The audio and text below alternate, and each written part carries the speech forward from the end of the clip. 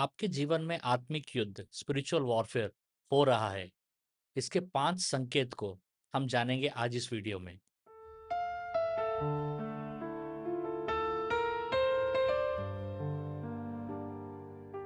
Video का अंत तक जरूर देखिएगा क्योंकि मैं एक सवाल पूछूंगा और पहले 3 सही जवाब देने वालों में से 2 जन को मेरा किताब इनाम में मिलेगा और किताब बाय पोस्ट आएगा। मेरा किताब 40 दिन का संपूर्ण बाइबल आधारित उपवास मार्गदर्शक।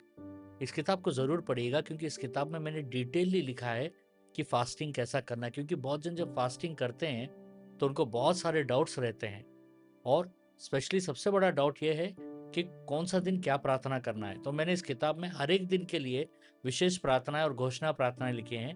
ये किताब आपके लिए एक मार्गदर्शक बनेगा।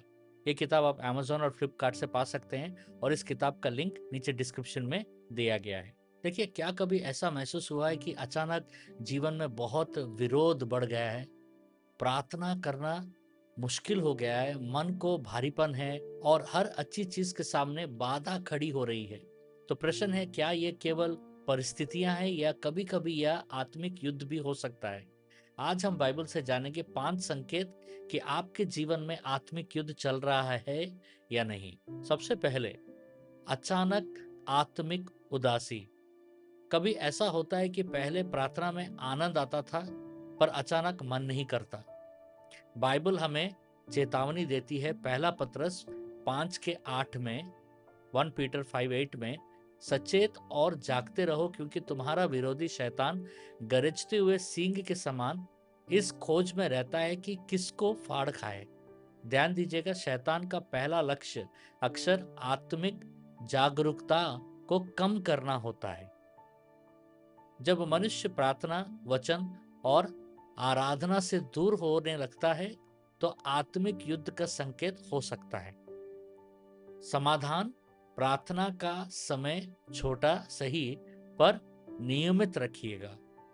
दूसरा, बिना कारण डर और चिंता बढ़ना। कभी कभी जीवन में वास्तविक समस्या नहीं होती है, फिर भी मन में डर बढ़ जाता है। दूसरा तिमुथियुस का 1:7 में हम पढ़ते हैं, क्योंकि परमेश्वर ने हमें भय की नहीं पर सामर्थ और प्रेम और संयम की आत्मा दी है। यदि भय लगातार मन को नियंत्रण कर रहा है तो यह आत्मिक हमला भी हो सकता है। इसका समाधान है, डर आने पर वचन को जोर से बोलिएगा, मन में मत पड़िएगा, ठीक है। तीसरा, बार बार प्रलोभन का आना, टेम्पटेशन का आना। जब मनुष्य परमेश्वर के करीब आने लगता है तो कई बार प्रलोभन या टेम्पटेशन बढ़ जाते हैं। पहला पतरस 5:9, विश्वास में दृढ़ होकर उसका सामना करो। यह पद बताता है कि विरोध वास्तविक है, रियल है, पर इसका अर्थ यह नहीं कि आप हार रहे हैं। कई बार इसका अर्थ यह है कि आप सही दिशा में बढ़ रहे हैं। इसका समाधान है, प्रलोभन आने पर तुरंत प्रार्थना करें और वातावरण को बदले। चौथा, अचानक विरोध और गलत फैमिली। कभी ऐसा होता है कि बिना कारण लोग विरोध करने लगते हैं आपका। यूहन्ना का 15:20, यदि उन्होंने मुझसे बैर रखा तो तुमसे भी बैर रखेंगे। प्रभु यीशु ने पहले ही बताया था कि जो परमेश्वर के मार्ग पर चलते हैं उन्हें विरोध मिल सकता है। तो समाधान है, हर विरोध को व्यक्तिगत हमला ना समझे, धैर्य रखे और परमेश्वर पर भरोसा रखे। पांचवा, आत्मिक प्रगति के समय संघर्ष बढ़ जाना, तकलीफें आना, रुकावटें आना। अक्सर सबसे अधिक संघर्ष तब आता है जब परमेश्वर जीवन में कुछ नया करने वाला होता है या कुछ बड़ा करने वाला होता है। दानियल 10:12-13, तेरी प्रार्थना पहले ही दिन से सुन ली गई थी, परंतु फारस के राजा का प्रधान 21 दिन तक मेरा सामना करता रहा। इस घटना में प्रार्थना सुन ली गई थी लेकिन आत्मिक संघर्ष भी चल रहा था। यह हमें सिखाता है, कभी कभी संघर्ष का अर्थ यह भी हो सकता है कि परमेश्वर कार्य कर रहा है। अभी सबसे गहरा सत्य को सुनिए, आत्मिक युद्ध का अर्थ यह नहीं कि परमेश्वर आपको छोड़ चुका है। अक्सर इसका अर्थ होता है आप सही दिशा में बढ़ रहे हैं, आपका जीवन प्रभावशाली हो सकता है और इसी कारण विरोध आ रहा है, पर बाइबल हमें एक वादा देती है रोमियो का 8:37 में, इस सब बातों में हम उनके द्वारा जिसने हमसे प्रेम किया है जयवंत से भी बढ़कर हैं। एक सूचना को याद रखिएगा, हर मंडे, ट्यूसडे और वेडनेसडे, सोमवार, मंगलवार, बुधवार रात को 9 से 10 बजे भारत के समय में मैं लाइव आकर सपनों का अर्थ बताता हूँ।